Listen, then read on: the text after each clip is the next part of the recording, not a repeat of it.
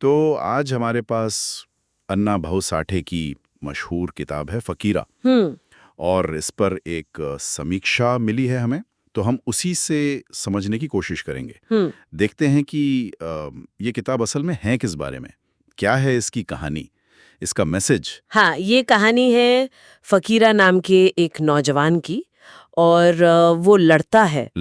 हाँ, किससे? अन्याय से, समाज के बंधनों से। अच्छा। और ये कहानी है ब्रिटिश राज के दौर की, है ना? जी बिल्कुल। वो वक्त जब मतलब गरीबों पर, खासकर जो निचली जातियां कही जाती थीं, उन पर जुल्म बहुत आम था। तो चलिए फिर देखते हैं, इस समीक्षा के जरिए समझते हैं फकीरा को। कौन है ये फकीरा? समीक्षा क्या बताती है? समीक्षा कहती है कि फकीरा एक बहुत ही हिम्मत वाला नौजवान है। अब देखो, उसके पास ना पैसा है, ना कोई बड़ी मतलब सियासी ताकत, लेकिन दिल में इंसाफ का जज्बा है, और अपने लोगों के लिए, गरीबों के लिए मोहब्बत है, हमदर्दी है। और वो देखता है कि गांव में जुल्म हो रहा है, अंग्रेज सरकार भी ध्यान नहीं दे रही। हाँ, तो वो चुप नहीं बैठता। हाँ, और ये बात दिलचस्प है, जैसा समीक्षा में भी लगता है कि वो सिर्फ गुस्से में आके कोई बदला लेने वाला या लूटपाट करने वाला टाइप का किरदार नहीं है। नहीं, बिल्कुल ही नहीं। जब मुश्किल आती है तो वो लोगों को जगाता है, इकट्ठा करता है। सही। वो उन्हें समझाता है, उन्हें हिम्मत देता है कि वो अपने हक के लिए लड़ें। ये चीज उसे अलग करती है। सही कहा। वो सिर्फ हीरो नहीं, लीडर भी बन जाता है एक तरह से। बिल्कुल। और यहाँ ये समझना भी अहम है कि वो दौर कैसा था। मतलब समाज में कितनी गैर बराबरी थी, शोषण था, छुआछूत, जमींदारों का कर्ज। हाँ, ये सब रोज की बातें थी। तो ऐसे में फकीरा जब लड़ता है तो वो सिर्फ अपनी लड़ाई नहीं लड़ रहा होता। समीक्षा के हिसाब से वो उस पूरे दबे कुचले समाज की आवाज बन जाता है, उनकी एक उम्मीद बन जाता है।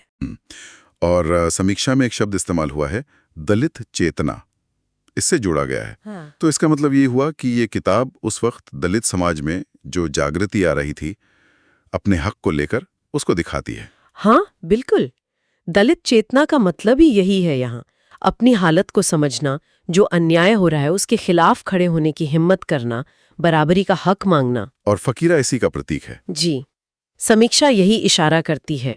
और किताब सिर्फ प्रॉब्लम नहीं बताती, वो उसके खिलाफ जो संघर्ष है वो रास्ता भी दिखाती है। एक और बात मुझे अच्छी लगी समीक्षा में, फकीरा को नायक जैसा नायक कहा गया है। हाँ। मतलब कोई राजा महाराजा नहीं, कोई बड़ा अमीर आदमी नहीं, बिल्कुल आम इंसान। हाँ, लेकिन जिसका दिल, जिसके इरादे वो किसी राजा से कम नहीं, बल्कि शायद उनसे भी बड़े। सही। और समीक्षा ये भी बताती है कि किताब की जो भाषा है वो बहुत सीधी सादी है, सरल, लेकिन इमोशनल है, सीधे दिल तक पहुंचती है। तकनीकी रूप से कैसी बताया, जैसे कितनी लंबी है, किस स्टाइल में है? हाँ, बताया है कि करीब 150-200 पेज की किताब है, और शैली जो है वो सामाजिक है, क्रांतिकारी है और यथार्थवादी भी। यथार्थवादी मतलब जो असलियत है, जैसी है वैसी दिखाना, बिना किसी लाग लपेट के, जिंदगी की कड़वी सच्चाइयां भी सामने रखना। तो फिर ये किताब समीक्षा के मुताबिक खास तौर पर किन लोगों को पढ़नी चाहिए? समीक्षा कहती है कि ये युवाओं के लिए, जो स्टूडेंट्स हैं उनके लिए,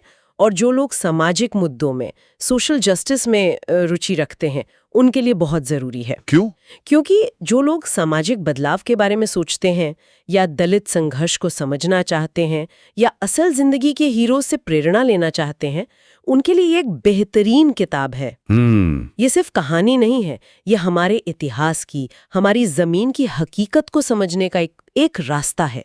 वो हकीकत जिसे अक्सर बड़ी बड़ी हिस्ट्री की किताबों में जगह नहीं मिलती। तो मतलब कुल मिलाकर समीक्षा का निचोड़ ये है कि फकीरा सिर्फ एक नॉवल नहीं है, ये अन्याय के खिलाफ एक आवाज है, एक आंदोलन की तरह। सही कहा, एक प्रतीक है। और ये दिखाती है कि कैसे एक साधारण सा दिखने वाला इंसान भी अपनी हिम्मत से, अपने जज्बे से बदलाव ला सकता है। बिल्कुल। और जाते जाते एक बात सोचने के लिए छोड़ जाते हैं, जो मुझे समीक्षा के कथन से बहुत अहम लगी। हाँ, बताइए।